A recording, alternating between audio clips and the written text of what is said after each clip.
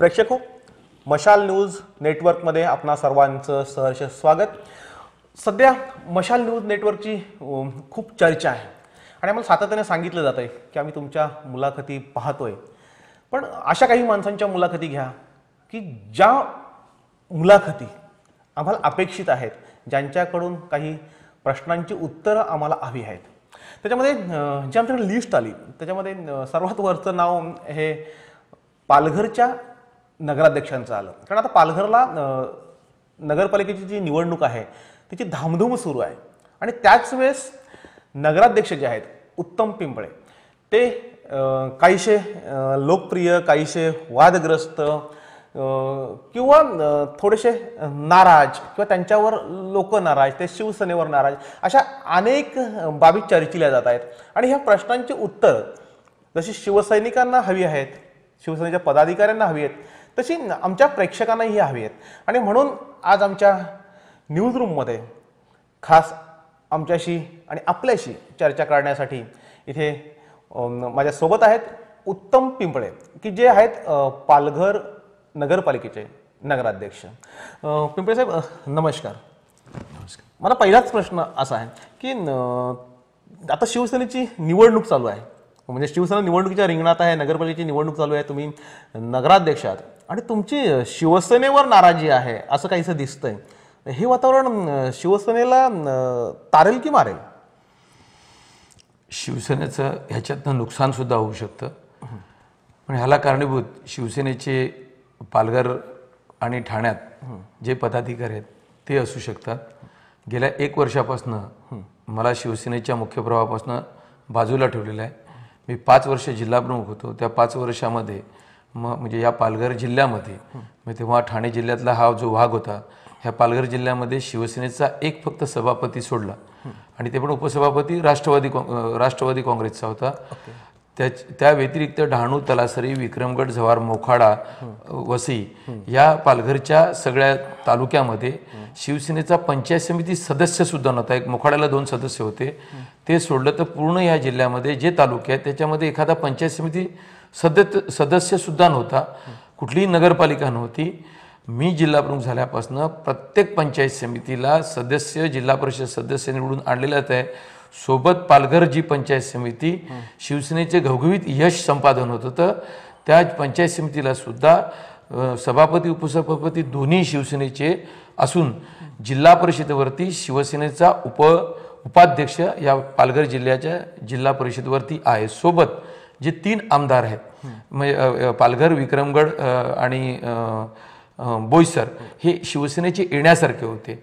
तिकडे तिकीट वाटपाच्या प्रकारामुळे आज शिवसेनेचा पालघरचा फक्त आमदार आलेला आहे, विक्रमगडचा आमदार फक्त 1400 मताने हारलेला आहे आणि आपसातल्या फाटाफुटीमध्ये बोईसरचा आमदार गेलेला आहे। अशा प्रकारची शिवसेनेची या पालघर जिल्ह्याची घोडदौड मी जिल्हाप्रमुखपदी आल्यापासून झाली होती आणि असं असताना सुद्धा मला दूर केलं आणि त्याचे परिणाम म्हणून आज जे शिवसेनेमध्ये कुठेतरी मरगळ चालू आहे ती मरगळ दिसायला येते। नाही, तुम्ही तर म्हणलं की तुम्ही जेव्हा जिल्हा प्रमुख होतात तेव्हा शिवसेनेची घोडदौड सुरू होती आणि जेव्हा जिल्हा प्रमुख पदावरून तुम्हाला काढलं त्याच्यानंतर ती घोडदौड मंदावली, असं तुमचं म्हणणं आहे? हां, असंच म्हणणं आहे। म्हणजे आता त्याचा परिणाम शिवसेनेवर झाला? हा, कार्यकर्त्यांच्या कार्यशैलीवरती झाला। पण मग जर तुमचं काम चांगलं होतं आणि शिवसेनेची घोडदौड सुरू होती तर मग काढण्याचं नेमकं कारण काय? फक्त राजेश शहा म्हणून जो शिवसैनिक आहे का नाही मला माहीत नाही, पण जर तो शिवसैनिक होता तर तो कुठल्या पक्षात असायचा, कधी तो मला वाटतं माझा तो बालपणाचा तसा मित्र आहे, पण मी त्याला पाहिले राज्यमंत्री शंकरनम असताना तो शंकरनम सोबत असायचा। विरारवाल्यांचे जेव्हा आमदार वगैरे निवडून यायला लागले तेव्हापासून तो विरारवाल्यांच्या सोबत असायचा।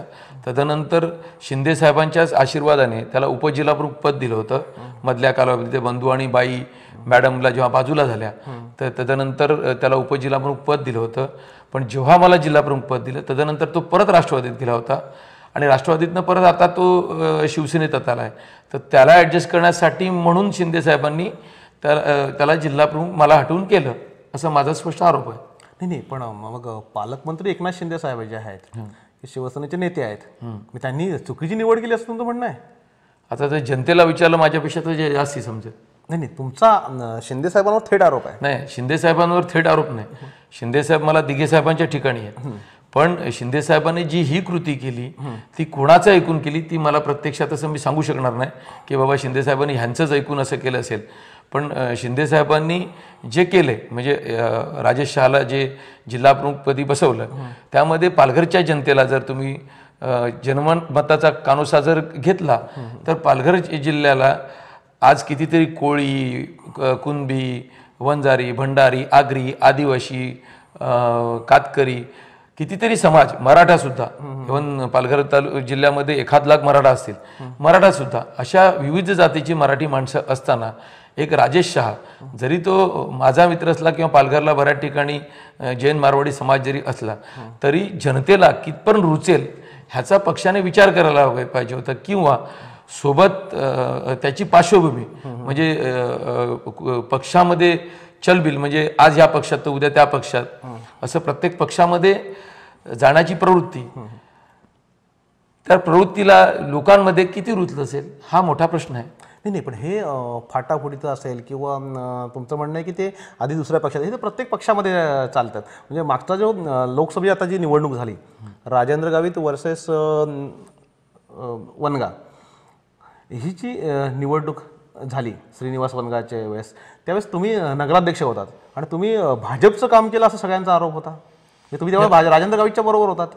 भाजपचं काम केलं असं प्रत्यक्षात जरी उदाहरण दिलं माझ्या राजकीय जीवनामध्ये, हा माझे राजेंद्र गावित साहेबांशी आणि विवेक भाऊंशी, सन्माननीय विवेक भाऊंशी आणि राजेंद्र गावित साहेबांशी एकदम जिव्हाळ्याचे संबंध आहेत पूर्वीपासून. राजेंद्र गावित साहेब जेव्हा आमदारकीला हारले तरीसुद्धा त्या माणसांनी कधी मला सांगितलं, म्हणजे जिल्हा विभाजनाचा प्रश्न असो किंवा पालघरच्या विविध समस्येच्या बाबतीतला प्रश्न असो, तेव्हा मी जिल्हा प्रमुख या नात्याने आणि ते राज्यमंत्री आमदार या नात्याने आम्ही एकत्रच काम करायचो, जनतेचे प्रश्न हरिरीने सोडवायचो. त्याचं फळ उलट त्यांनी मला घेऊन चालल्यामुळे त्यांची त्यावेळेला हार झाली आणि शिवसेनेची जीत झाली पालघर विधानसभेला. आज त्यांनी लोकांशी तदनंतर सुद्धा लोकांशी सतत संबंध ठेवल्यामुळे आज त्यांची जीत झाली. त्यांचं श्रेय उद्या मला किंवा आणखीन कोणाला देण्याचा प्रयत्न केला तर त्यांचं जे कामाची पद्धत आहे ते श्रेय हिरावल्यासारखं होईल. असं माझी त्यांना कुठल्याही प्रकारची मदत झाली नाही. पण शिवसेनेने जो माझा जनसंपर्क आहे त्याचा वापर केला नाही, त्यामुळे शिवसेनेला हारच्या समोर जावं लागलं. नाही मॅडम, म्हणजे पराजयाच्या समोर जावं लागलं. राजेंद्र गावितला मदत केली नाही. मला असं वाटत नाही की डायरेक्टली माझी कुठली त्यांना मदत झाली. इनडायरेक्टली होऊ शकते. माझ्या आणि विवेक भाऊंचे, माझ्या आणि गावित साहेबांचे चांगले संबंध आहेत. मी ज्या अर्थी फिरलो नाही लोकांमध्ये किंवा मी जनसंपर्क पूर्ण जिल्ह्यामध्ये केलं नाही, मी जिल्ह्यामधल्या कुठल्याही रात्री बेरात्री माझा गोर गरीब आदिवासी कोळी कुणबी वंजारी बांधव कधीही मला रात्री जरी फोन केला तर त्या फोनला रिप्लाय देऊन त्याची जी समस्या असेल ती मी 24 तास कधीही तत्पर असून ती समस्या दूर करण्याचा प्रयत्न करतो. आणि मी जर खासदारकीला बाहेरच पडलो नाही तर जनतेमध्ये एक वेगळा संदेश जातोच. नाही, पण मग माझा प्रश्न असा आहे की शिवसेनेने तुम्हाला सगळीच पदं दिलेत. म्हणजे अगदी तुम्ही मासवण जी ग्रामपंचायत तुमचे होते त्यामध्ये तुम्ही उपसरपंच होतात. शिवसेनेची विविध प्रकारची पदं तुम्हाला मिळालीत. म्हणजे अगदी शिवसेनेला जर तुम्हाला जिल्हा प्रमुखही केलं होतं, तुम्ही आता नगराध्यक्षही होतात. आणि असं असताना शिवसेनेचा उमेदवार उभा राहतोय आणि तुम्ही शिवसेनेचा उमेदवार निवडून आणण्यासाठी फिरत नाहीत, याचं मागचं कारण काय? मी शिवसैनिक होतो, मी कधी शिवसेनेचं कुठलंही पद उपभोगलं नाही. मी फक्त मासवण गावच्या सरपंच होतो. मी कधी दिघे साहेबांच्या कृपेने मी कुठलंही शिवसेनेचं पद मागितलंच नाही. मी शाखा प्रमुख नाही, मी कुठल्याही पदावर नव्हतो. मी डायरेक्ट जिल्हा प्रमुख झालो आणि उपनगराध्यक्ष झालो, नगराध्यक्ष झालो. ही माननीय बाळासाहेबांची, दिघे साहेबांची पुण्याई आहे, त्याबद्दल वादच नाही. पण सोबत आमची जी जुनी टीम होती, मी असो, बंधू असो, केतन पाटील असो, मनीषा नेमकर होतो, ह्या टीमने, ह्या दिघे साहेबांच्या कृपेने ह्या ठाणे जिल्ह्यामध्ये, पालघर जिल्ह्यामध्ये, म्हणजे तुमच्यासारखे तेव्हा पत्रकार बंधू असो, ह्या तुमच्या सगळ्यांच्या आशीर्वादामुळे शिवसेनेची घोडदौड, म्हणजे एखाद्या महाराष्ट्रातल्या सगळ्यात ग्रामीण जिल्हा हा त्याच्या गावापर्यंत गल्लीपर्यंत पोचलेली शिवसेना दिघे साहेबांच्या कृपेने, त्या शिवसेनेला 2009 पासनं का ओहोटी लागली ह्याचं शिवसेनेच्या वरिष्ठांनी त्याचा विचार करायला पाहिजे. आणि त्या विचारातनं माननीय उद्धवजींचा ह्याच 1% सुद्धा दोष नसेल. शेवटी खाली जे चित्र रंगवलं जातं किंवा जे चित्र वर दाखवलं जातं त्या चित्राचा दोष आहे. पण कोणी नाराज नाही. आता बंधू का नाराज आहेत? बंधूचा का पक्ष वापर करत नाही? आज महामंडळासारखं जर जगदीश धोडी म्हणजे त्याचा पक्षाशी किती संबंध आहे? तो पक्षात कधी आला? त्याला महामंडळ मिळालं. ज्योती ठाकरे त्या मी त्यांना स्वतः जिल्हा संघटक केलेला आहे. म्हणजे संपूर्ण शिवसेनेच्या वरिष्ठांना माहिती आहे. त्यांना महामंडळ दिलं जातं. मग बंधूंसारख्या सिनियर माणसांचा का विचार केला नाही? त्यांना देऊ नका असं आमचं म्हणणं नाही. पक्ष वाढवण्यासाठी त्यांना तुम्ही दिलं तरी काय म्हणणं नाही. मग बंधूंसारख्या सिनियर माणसांसारखं, केतन पाटल्या सिनियर माणसांसारखं मग कितीतरी लोक होती. संगीता धोंडे होते. आज जरी ते आपल्यापासून दुरावलेले असेल किंवा मनीषा नेमकर असेल, केतन पाटील असेल, म्हणजे सिनियर लोक, एवढे सिनियर लोक असताना जर नवीन येणाऱ्याला जर शिवसेनेत स्थान दिलं जात असेल, मग तो राजेश शाह असो किंवा ही महामंडळ दिलेली लोक असो, मग शिवसेनेचा जो शिवसैनिक आहे तो मुख्य प्रवाहातनं जर दूर झाला तर त्या शिवसैनिकांचं काय चुकलं? नाही, माझा प्रश्न असा होता की तुम्ही शिवसैनिक साधे होतात आणि शिवसैनिक तो थेट जिल्हा प्रमुख, म्हणजे शिवसेनेमध्ये सामान्य शिवसैनिक हे जिल्हा प्रमुख होता येतं किंवा ते होऊ शकतं हे तुमच्यावरपणे दाखवलं. तुम्ही जिल्हा प्रमुख तुम्हाला केला. शिवसेनेने तुम्हाला नगरसेवक, नंतर उपनगराध्यक्ष, त्याच्यानंतर नगराध्यक्ष ही तर पदं तुम्हाला मिळालीत ना. ही पदं तुमच्या हातामध्ये असताना तुम्ही शिवसेनेच्या उमेदवाराला जिंकवण्यासाठी प्रयत्न केले नाहीत आणि इनडायरेक्टली तुम्ही राजेंद्र गावितला मदत केली आणि मग राजेंद्र गावित निवडून आले. असं म्हणता येणार नाही. मी 36 ते 38 वर्ष शिवसेनेचं काम करतो.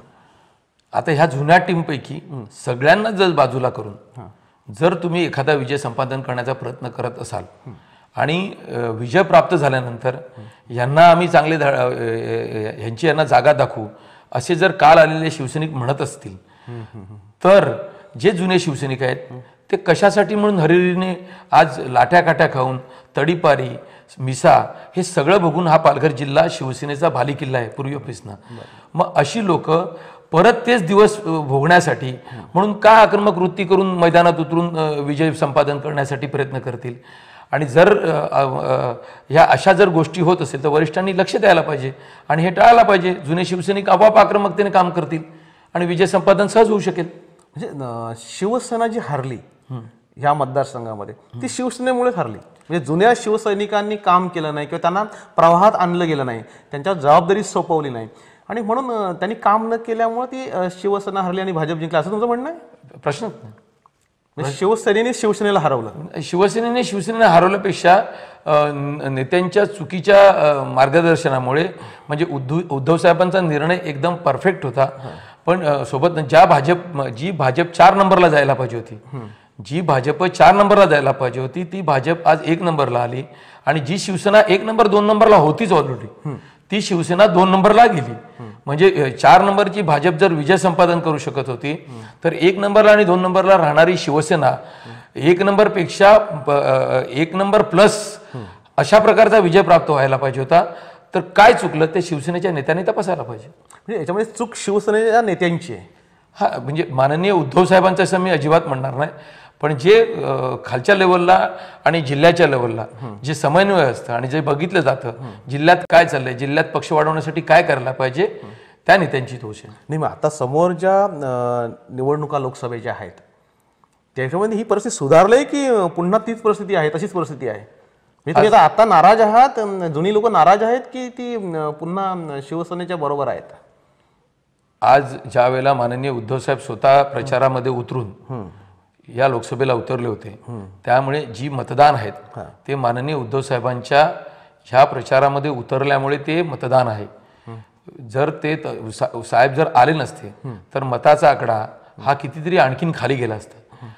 साहेब उतरल्यामुळे सगळे शिवसैनिक रस्त्यावर उतरून त्यांनी प्रत्येक बूथ कॅप्चर करून प्रामाणिकपणे काम केलेलं आहे. म्हणजे जरी मी नाराज असलो तरी मी कुठल्याही शिवसैनिकांना असं सांगायला गेलो नाही की तू काम करू नकोस.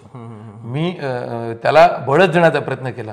त्याने म्हणजे कोणी असो म्हणजे ज्यांनी मला फोन केला त्या कालावधीमध्ये त्यांना मी उपयोगी पडलेला आहे. मग ते मुंबईची असो किंवा पालघरची असो. जो आकडा दिसतो हा माननीय उद्धव साहेबांमुळे आहे. पण तदनंतर ती आपल्या ते लोकसभा संपल्यानंतर आज जिल्ह्याची काय परिस्थिती आहे या महामंडळाच्या नियुक्तीमुळे, जर तुम्ही जनतेचा कानोसा घ्याल एक पत्रकार म्हणून किंवा शिवसेनेच्या नेत्यांनी जर कानोसा घेतला तर किती वाईट परिस्थिती आज जिल्ह्याची आहे त्याचा तुम्हाला अंदाज येऊ शकतो. सन्माननीय उदयबंधू पाटील असो, सन्माननीय केतन पाटील असो किंवा सन्माननीय असेच जे जुने निष्ठावंत ज्यांनी या जिल्ह्याचे फाउंडर मेंबर आहेत माझ्या सकट, त्यांचा तुम्ही कानोसा बघा आणि जिल्ह्याची आजची परिस्थिती काय आहे ते तुमच्या निदर्शनास येईल. मग पुन्हा शिवसेना हरेल? ते येणारा काळच ठरवेल. जर ही आजची परिस्थिती अशीच राहिली तर शिवसेनेला स्वतःच्याच चुकांमुळे म्हणजे पुन्हा पराभव होईल. पुन्हा राजेंद्र गावित खासदार होतील. राजेंद्र गावित लोकसभा जर त्यांनी खासदार जे तुमचे मित्र आहेत ते पुन्हा खासदार होतील. नाही, मित्र म्हणून असं म्हणता येणार नाही, पण लोकसभा जर शिवसेना भाजप वेगवेगळे लढले आणि जर पक्षात बांधणी झाली तर नक्कीच पक्षाला चांगले दिवस येऊ शकतात. शिवसेनेची बांधणी झाली तर शिवसेना जिंकू शकते या मतदारसंघामध्ये. बहुजन विकास आघाडी भाजप आणि शिवसेनेमध्येच फाईट होऊ शकते आणि त्या तिघांमध्ये शिवसेनेची ताकद वापरून शिवसेना सीट काढू शकते, लोकसभा जिंकू शकते. लोकसभा जिंकू शकते. तेव्हा तुम्ही प्रवाहात राहाल की प्रवाहाच्या बाहेर राहाल? शिवसेनेने जबाबदारी दिली तर नक्कीच प्रवाहात राहू. म्हणजे शिवसेनेने जबाबदारी देणं गरजेचं आहे. आज तर एक वर्षाच्या कालावधीमध्ये शिवसेनेच्या जिल्ह्यातल्या ज्याचा शिवसेनेशी संबंध नाही अशा लोकांना सुद्धा शिवसेनेच्या वरिष्ठ लोकांनी म्हणजे माननीय उद्धव साहेबांनी नाही, परत सांगतो, मिलिंद नार्वेकर साहेबांशी माझे एकदम चांगले जिव्हाळ्याचे संबंध आहेत, ह्या लोकांनी नाही, पण जे कोणी ह्याच्यात असतील त्यांनी मातोश्रीवरती आणि सेनाभवनला की ज्यांच्याकडे 4 मतं नाही अशांना सुद्धा अशा दिमागदार सोहळ्यामध्ये प्रवेश घडवून आणला की जसे ते लोक जिल्ह्याचे नेते आहेत आणि अशा लोकांना सुद्धा पदांच्या बाबतीत जिल्ह्याच्या पदाधिकाऱ्यांच्या बाबतीत ॲडजस्ट केले, त्यांना पदं दिली गेली. पण आमच्यासारख्यांना, मी असो किंवा बंधू असो, ह्या लोकांना केराची टोपली दाखवून कोपऱ्यात यार्डात बसून ठेवलेले आहेत. आता आम्ही काम करावं का नाही करावं ह्या तुम्ही पत्रकार म्हणून जनतेपर्यंत किंवा सन्माननीय नेत्यापर्यंत पोचवा अशी आमची विनंती. नाही, माझा प्रश्न आता म्हणजे आपण नगरपालिकेचे जे इलेक्शन आहे, जसं लोकसभा हारली तशी आत्ताची जी नगरपालिका आहे त्याला आता शिवसेना सामोरी जाते. तुम्ही नगराध्यक्ष होता शिवसेनेचे, आता नगरपालिकेची परिस्थिती काय राहील? नगरपालिकेमध्ये शिवसेना आणि भाजपमध्ये लढत होईल. आज जसं तुम्ही दुसऱ्या पक्षाची फोडण्याचा प्रयत्न करता, म्हणजे सन्माननीय मला वाटतं आता 2-3 नगरसेवक बंड्या म्हात्रे, नंतर सुभाष पाटील, अमोल पाटील जे माजी नगरसेवक होते त्यांनी आता शिवसेनेत प्रवेश केलेला आहे. पण त्यांच्या कृपेने गेल्या वेळेला राष्ट्रवादीतनं, म्हणजे हे राष्ट्रवादीचे पूर्वीचे बहुजन विकास आघाडीचे, तदनंतर हे राष्ट्रवादीत गेले, त्या राष्ट्रवादीतनं आता शिवसेनेत आले. तर ते त्यांच्यासोबत जे नगरसेवक आता येतील, म्हणजे उदाहरणार्थ बंड्या म्हात्रेच्या घरामध्ये मला वाटतं 2 सीट आहेत नगरसेवक म्हणून, किंवा अमोल पाटलांकडे असेल. तर तसंच जसं आपण दुसऱ्या पक्षातनं फोडून आपल्या पक्षात आणतो तसंच आता शिवसेना आणि भाजपमध्ये सरळ लढत होईल असं मला तरी. शहरातलं जे वातावरण आहे, म्हणजे लोकसभेच्या नुसार म्हणून नाही, पण जनतेला कुठे ना कुठेतरी बदल हवा असतो. म्हणजे आमच्याकडे प्रत्येक वेळेला काही वेळेला म्हणजे शिवसेनेला जो फायदा झाला, कधीतरी विरारवाल्यांनी येऊन पालघर नगरपालिकेमध्ये हस्तक्षेप केला, त्यामुळे भाई ठाकूर नको म्हणून पक्षाचा फायदा झाला. मागच्या वेळेला सुहास संख्ये नको म्हणून राष्ट्रवादीतनं तो लढत होता, पक्षाचा फायदा झाला. असं प्रत्येक वेळेला भावनिक आवाहन करून पक्षाचा फायदा होत नसतो. त्यासाठी जनतेमध्ये आपल्या कामाची पोचपावती पोचली गेली पाहिजे. आत्ता म्हणजे मी नगराध्यक्ष या नात्याने, शिवसेनेच्या जिल्हाप्रमुख या नात्याने, नगराध्यक्ष या नात्याने तशी कामं भरपूर केलेली आहे. पण सोबत जे शिवसेनेचे इतर मंडळी आहे त्यांच्याविषयी पारंपरिक जे गेल्या 20 वर्षापासून नगरपालिकेची 18 सप्टेंबर 1998 पासून स्थापना झाली तेव्हापासून जे नगरपालिकेमध्ये हस्तक्षेप करत असतात त्यांच्यावर थोडीशी नाराजी पण आहे.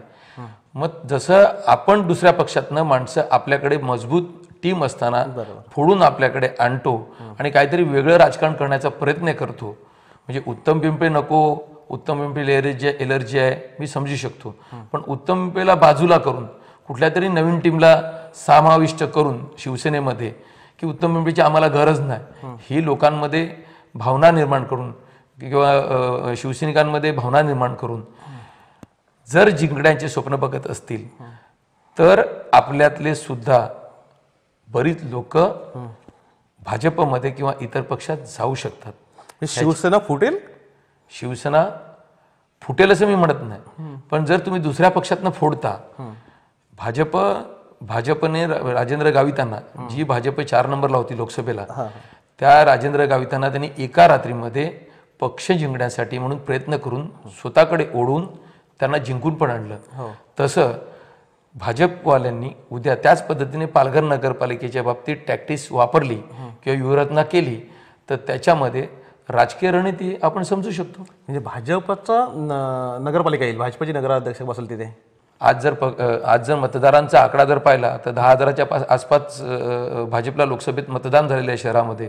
शिवसेनेला 7 ते 8 हजार शिवसेनेला झालेलं आहे. शिवसेनेची सत्ता असताना, शिवसेनेचे 19 नगरसेवक असताना, जर शिवसेनेची पूर्ण मुंबईची टीम प्रत्येक गल्ली बोलामध्ये 8-8 नगरसेवक उतरले असताना सुद्धा जर शिवसेना 2 नंबरला कशी काय मग शहरामध्ये? नाही, पण मग तो लोकसभेचा परिणाम नगरपालिकेवर होईल, तशी परिस्थिती आता आहे. जर वातावरण निर्मिती अशीच ठेवली तर तिथे परिणाम होऊ शकतो. म्हणजे भाजप जिंकायला भरपूर चान्स आहेत?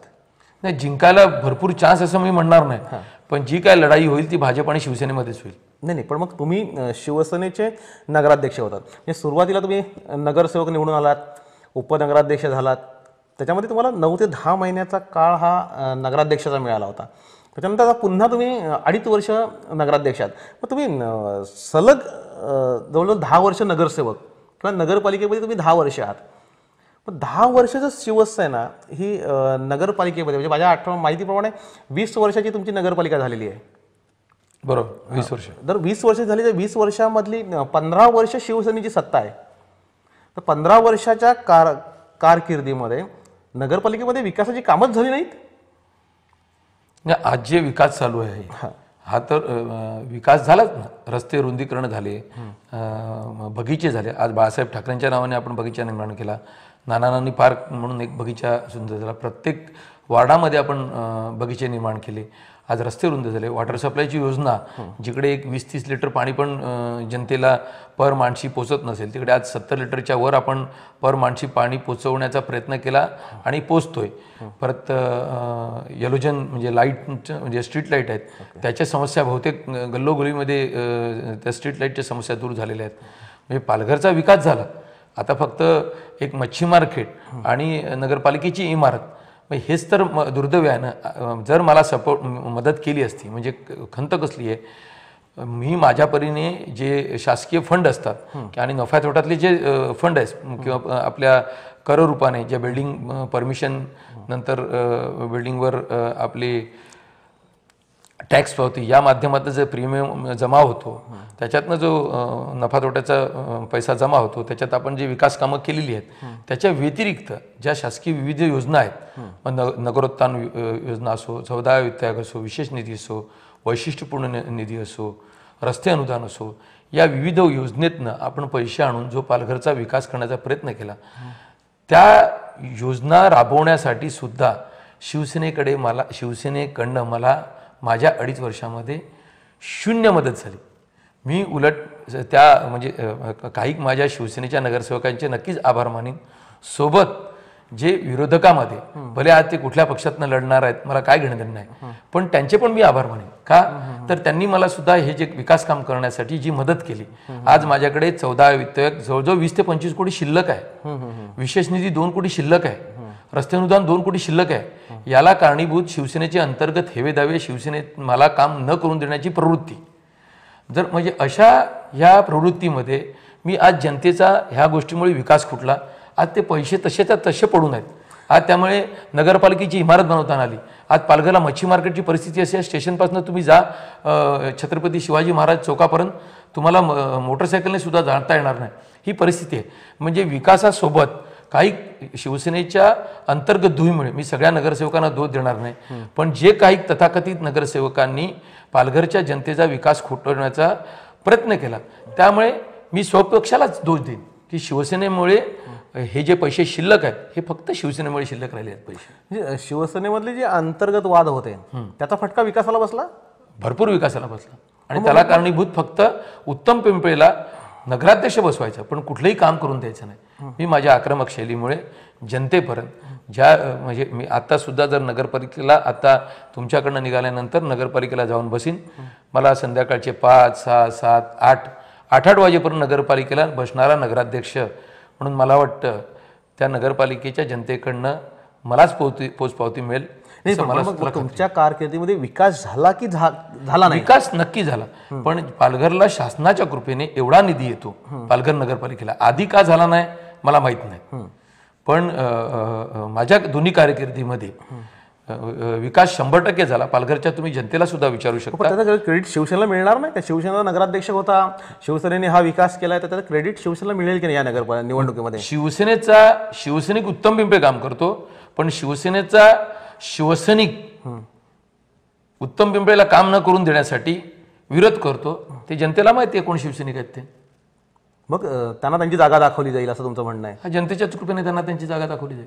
दुसरा एक मुद्दा होता, म्हणजे नगर पालिकेमध्ये तुम्हाला नगराध्यक्ष म्हणून बसवताना 1 वर्षाचं काहीतरी अंडरस्टँडिंग होतं आणि 1 वर्षानंतर दुसऱ्याला संधी देण्यात जाणार होती. मग आता तुम्ही 1 वर्षानंतर तुमचं पद सोडलं नाही, 2.5 वर्ष तुम्ही त्याच पदाला चिटकून बसलात, असा एक आरोप होतोय. ही वस्तुस्थिती काय? तुम्हाला मगाशीच सांगितलं, मी उपनगराध्यक्ष असताना मला नगराध्यक्षाचा कालावधी मिळाला. त्या कालावधीमध्ये मी विविध योजना, म्हणजे तुम्हाला मी मगाशी सांगितलं ज्या ज्या शासकीय योजना आहेत, रस्तेदार असो किंवा नगरोत्थान असो किंवा विषय, या सगळ्या योजनेतनं त्यावेळेला सुद्धा कामाचा धडाका लावला होता. मी स्वतः उभं राहायला सुद्धा तयार नव्हतो. मला सन्माननीय त्यावेळेला संपर्क प्रमुखांचे दिगंबर कांडरकर साहेब, अनिल देसाई साहेब यांनी आग्रह केला की उत्तम तू जर उभा राहिला नाही तर नगरपालिका आपल्या हातनं निघून जाईल, तुला उभं राहणं भाग आहे, तू उभं राहिलाच पाहिजे. जिल्हा प्रमुख ज्या वेळेला नगरसेवक म्हणून उभा राहतो, पूर्ण जिल्ह्याचा जिल्हा प्रमुख जेव्हा नगरसेवक म्हणून उभा राहतो, त्यावेळेला तो नगराध्यक्ष 1 वर्षासाठी बसण्यासाठी नगराध्यक्ष पद घेण्यासाठी कुठलं प्रॉमिस करेल का? तुम्ही तिथं प्रॉमिस केलं नव्हतं? संबंध केलाय माझ्या जिल्हा प्रमुखांच्या नेतृत्वाखाली. त्यावेळेला कोणी नव्हतं, कांडरकर साहेब आणि मी आणि अनिल देसाई साहेब, आमच्या तिघांच्या मेहनतीने आणि सन्माननीय केतन पाटील असो किंवा कैलास मात्रे असो किंवा उत्तम घरत असो किंवा अतुल पाठक असो की तमाम माझे पालघर शहरातले सगळे शिवसैनिक असो, यांच्या प्रयत्नाने सत्ता आली होती. आणि त्यावेळेला मी जिल्हा प्रमुख जर इलेक्शन लढतो तर जिल्हा प्रमुख नगराध्यक्ष बसणार नाही का की 1 वर्षासाठी नगराध्यक्ष म्हणून? अशी कमिटमेंट झालीच नव्हती. जर अडीच वर्ष उत्तम घरत उपनगराध्यक्ष राहतो, 2.5 वर्ष प्रियांका पाटील उपनगराध्यक्ष राहते, तर उत्तम पिंपळे जिल्हा प्रमुख असून त्याला 1 वर्ष नगराध्यक्ष, हे कुठल्या राजकीय ऐकलंय का? असं कमिटमेंट झाली होती की नाही? मुळीच नाही. हा असा विषय सुद्धा नाही. किंवा असं जर मला कमिटमेंट करणार असेल तर तुम्ही पद सुद्धा स्वीकारलं नसतं. मिलिंद नार्वेकर साहेबांना माझा स्वभाव माहिती आहे. नाही, मग 1 वर्षानंतर तुम्ही दुसऱ्याला कोणाला देणार होतात पद? 1 वर्षानंतर देण्याचा प्रश्नच नाही, माझ्यासमोर विषयच नाही. फक्त रईस मोमीन खान जो उपनगराध्यक्ष आहे त्याला 1.25 वर्ष देऊन 1.25 वर्ष अतुल पाठकला द्या असं सन्माननीय शिंदे साहेबांनी सायलेंट रिसॉर्टला अतुल आणि रईसमध्ये कॉम्प्रोमाइज करून दिलं होतं. मग त्याचं तुमच्यापर्यंत काय आलंच नाही? माझ्या पदाचा कुठलाही विषय नाही आणि मला आजपर्यंत तरी कोणी सांगितलं सुद्धा नाही असं. त्यामुळे मी पक्षाला या बाबतीत दोष देणार नाही. मोमीनला द्या उपनगराध्यक्ष म्हणजे नगराध्यक्षाच्या बाबतीमध्ये तशी अजिबात कुठलीही कमेंट नव्हती. त्याची कमेंट नव्हती अजिबात. सायलेंट रिसॉर्टला माननीय शिंदे साहेब म्हणजे 2.5 वर्ष उपनगराध्यक्ष राहावं अशी पक्षाची इच्छा होती. हा, त्यामुळे तो विषयच नव्हता. तो विषयच नव्हता. मला एक दुसरा म्हणजे विषय जे शिवसेनेचे जो गट आहे काही की ज्यांना मला कामच करून द्यायचं नाही, त्यांच्यात तो विषय रंगवला जात होता, बाकी कुठलाही विषय नव्हता.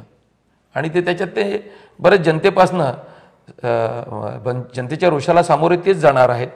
पण बरीच कामं रखडली. आज नगरपालिकेचे 8 स्मशानभूमी ज्या गेल्या टर्मला आम्ही मंजूर करून आणल्या होत्या ते या टर्मला सुद्धा पूर्ण नव्हत्या. माझ्या कारकिर्दीमध्ये या सगळ्या स्मशानभूमी पूर्ण केलेल्या आहेत. पण मच्छी मार्केट असो किंवा नगरपालिकेची स्वतःची इमारत असो, आज ते वंचित राहिलं. आपण घेतलेलं आहे ते. जर आचारसंहिता लागली नाही तर नक्कीच आचारसंहितेच्या आधी ते सुद्धा आपण पूर्ण करू. किंवा मीनाताई ठाकरेंचं उद्यान असो, दिघे साहेबांचं उद्यान असो, किंवा अटल बिहारी वाजपेयींचं उद्यान असो, असे विविध उद्यानं, सोनोपंत दांडेकरांचं उद्यान असो, असे विविध उद्यानंसुद्धा आम्ही घेतलेली आहेत. ते उद्यानं जर आचारसंहिता एक साधारण 15 फेब्रुवारीपर्यंत गेली तर 100% ह्या कामामध्ये जे उरलेला जो निधी शिल्लक आहे तो आम्ही ह्या कामाला वापरून पालघरचा विकास करण्याचा नक्कीच प्रयत्न करू. पालघर जिल्ह्याची निर्मिती जेव्हा झाली तेव्हा पालघर जिल्ह्याचे लोकप्रतिनिधी हा पूर्ण ह्या जिल्ह्याचा विकास होईल अशी सगळ्या जिल्ह्याची अपेक्षा होती. पण लोकप्रतिनिधींची जी भूमिका आहे ती कुठेतरी जिल्ह्याच्या विकासाबाबत सकारात्मक दिसत नाही. त्याला नेमकं कारण काय? पालघर जिल्हा जेव्हा निर्मिती झाली त्यावेळेला त्याचं मी श्रेय देतो असं नका समजू, मग परत तो गैरसमज होईल. पण त्याचं पूर्ण श्रेय हे राजेंद्र गावितांनाच आहे. जिल्हा निर्मितीच ही राजेंद्र गावित साहेबांमुळे झाली. पण ह्याच्यासाठी जे आंदोलन व्हायला पाहिजे, म्हणजे जिल्हा बंद असो, म्हणजे आमचा पालघर तालुका बंद असो, त्यावेळेला पालघर तालुका होता, त्या तालुका बंद असो, किंवा मोर्चे, म्हणजे त्यावेळेला आपले याच्यावरती समजा तहसीलदार कार्यालयावरती मोर्चा काढायचा विषय असो जिल्हा निर्मितीसाठी, किंवा उपोषणाला बसायचा विषय असो, ह्या विविध आंदोलनामध्ये मी आणि गावित साहेब आणि एक रमाकांत पाटील आम्ही तिघं खांद्याला खांदा लावून जिल्हा निर्मितीसाठी सतत प्रयत्न करत होतो. आणि त्यामुळे ह्या जिल्ह्याची निर्मिती झाली पाठपुरावामुळे. आज ते जिल्हा निर्मिती झाल्यानंतर राजेंद्र गावित साहेब स्वतःच हारले.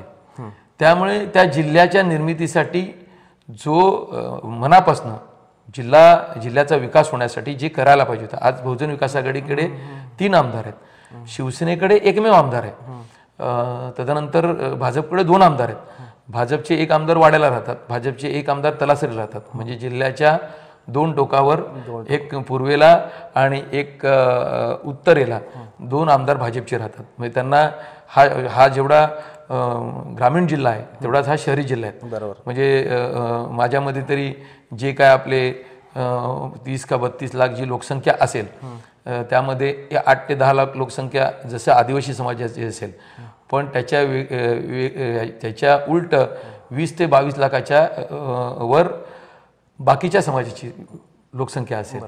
मग शहरीसोबत ग्रामीण, पण ग्रामीण भागाला ही संधी होती म्हणजे महाराष्ट्रामध्ये की जिल्ह्याची निर्मिती झाल्यानंतर विकास व्हायला पाहिजे. तर त्या दृष्टिकोनातनं शिवसेना भाजप राजवटीमध्ये सन्माननीय सवरासाहेबांना ती संधी पालकमंत्री या रूपाने मिळाली.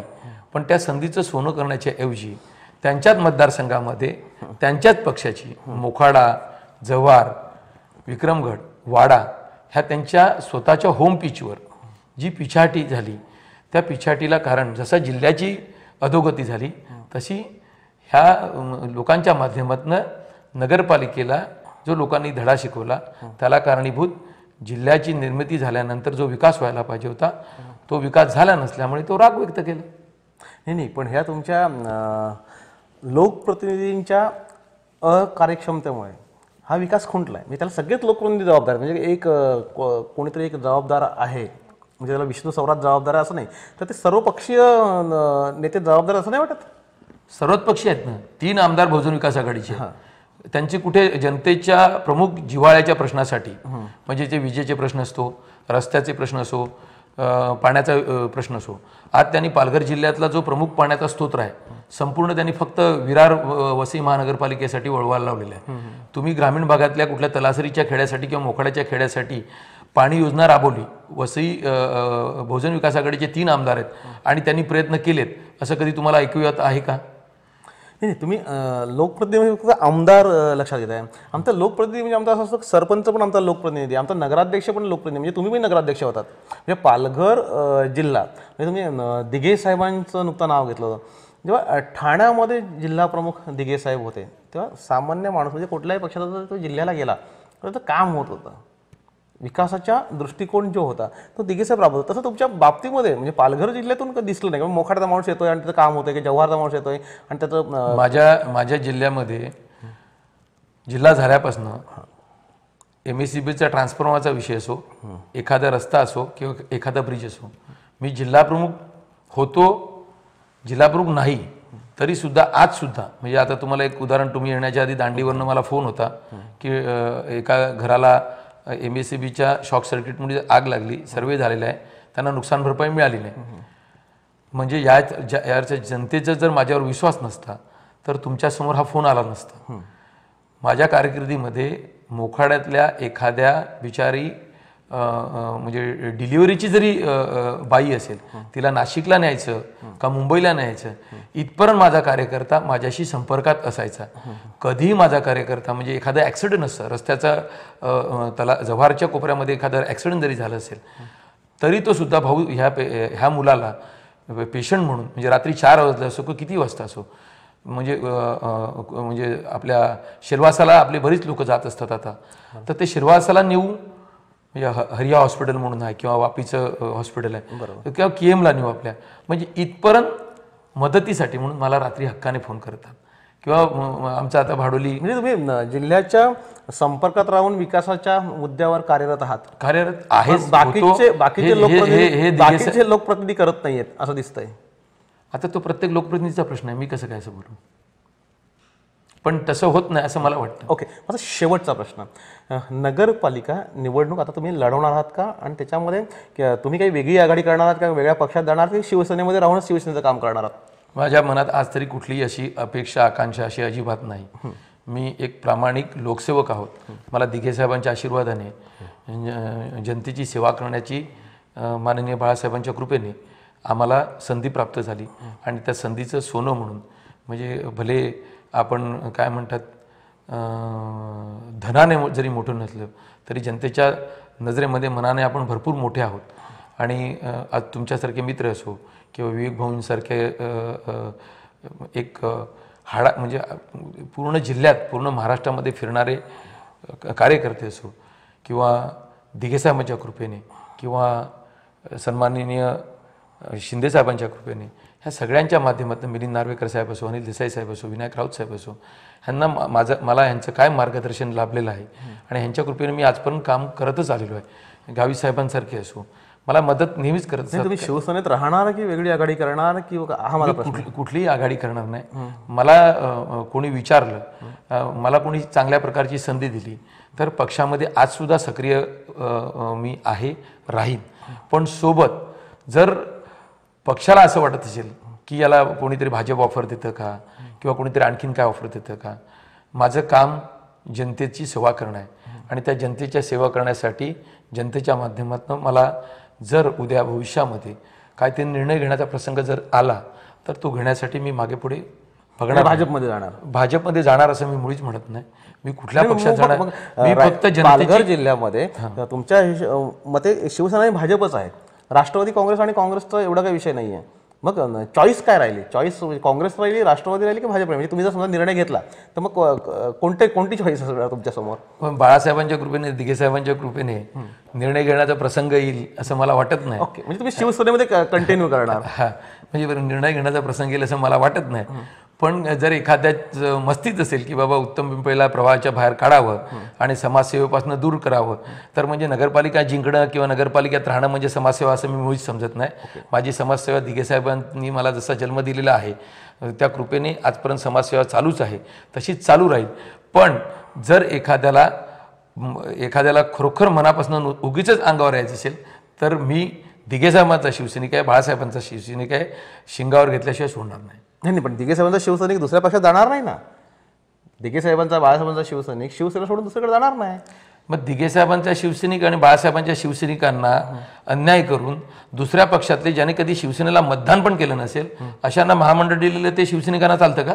नाही, मुद्दा मी तुमचा प्रश्न नाही, मुद्दा हाच आहे की मग अशा लोकांना जेव्हा शिवसेनेमध्ये व्यासपीठ तयार केले जाते की ज्यांनी आयुष्यामध्ये शिवसेनेला कधी मतदान पण केलेलं नसेल, मग त्यांचा पण उहापोह होऊन द्या ना. म्हणजे तो उहापोह होईल. माझा मुद्दा असा होता की तुम्ही शिवसेना सोडणार की शिवसेनेत राहणार? मी परत सांगतो की मला शिवसेना सोडण्याचा प्रसंग ह्या जन्मात यायला नाही पाहिजे असं मी मनापासून मला वाटतं. आणि आला तर त्यावेळच्या सिच्युएशननुसार निर्णय घेतला. धन्यवाद प्रेक्षको.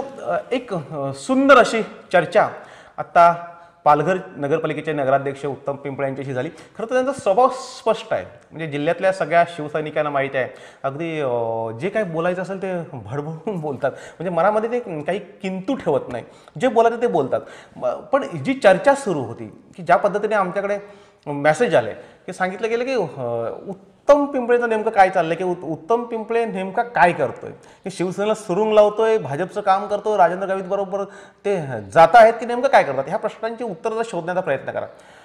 मशाल न्यूज नेटवर्कच्या माध्यमातून आज आम्ही तोच प्रयत्न इथे केला. खूप चांगली चर्चा, काहीशी वादग्रस्त म्हणा, काहीशी स्पष्ट अशी चर्चा म्हणा, पण त्यांनी ती मनापासून केली. मी त्यांना धन्यवाद देतोय. प्रेक्षको, जसं मला उत्तम पिंपळे यांना प्रश्न विचारण्यासाठी आपण मेसेज पाठवलेत, काही प्रश्न पाठवलेत, तशीच आपल्या मनामध्ये कुठल्या राजकारण्याबद्दल जर काही शंका असतील, काही प्रश्न विचारायचे असतील तर ते आमच्याकडे नक्की पाठवा. आम्ही त्यांच्याशी रोखठोक चर्चा करण्याचा प्रयत्न करू. आम्ही नक्कीच तुमच्या मनातले प्रश्न त्यांना विचारू. प्रेक्षको, मशाल न्यूज नेटवर्कला जसं आपण प्रतिसाद दिलात तसाच प्रतिसाद एक फेसबुकवर आमचं एक पेज आहे, मशाल न्यूज नेटवर्क. ते जर तुम्हाला लाईक करता आलं तर बघा, कारण फेसबुकवर म्हणजे 5,000 फ्रेंडची मर्यादा ही संपलेली आहे आणि खूप रिक्वेस्ट येत आहेत. ते सगळ्यांच्या एक्सेप्ट करणं शक्य नाही, आणि म्हणून आम्ही मशाल न्यूज नेटवर्क नावाचं पेज हे फेसबुकवर सुरू केलं आहे. ते जर तुम्ही लाईक केलं तर आमचे हे सगळे व्हिडिओ, आमच्या सगळ्या मुलाखती, जे काही मशाल न्यूज नेटवर्कचं रोज आम्ही दाखवतोय तेही तुमच्यापर्यंत पोहोचेल. तुमचं सहकार्य हे असंच राहावं अशी विनंती करतोय आणि येथेच थांबतोय. धन्यवाद.